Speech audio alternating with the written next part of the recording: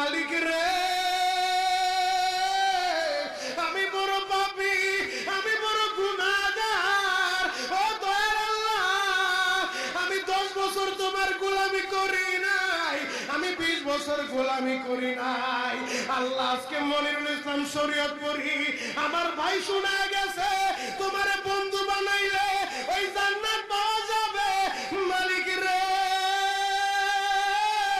তুমি আমারে দাও না মাফ কইরা। যুবক রে, যদি কেউ আল্লাহরে বন্ধু বানাইতে পারে তার কোনো আর চিন্তা নাই, তার চিন্তার কারণ নাই গো বাবা।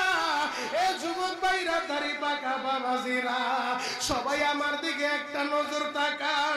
এই যে দেখেন আমি হাতের ভিতরে আহারের টিস্যু দিয়া কাপড়ের মতো একটা দৃশ্য বানায় ফেললাম।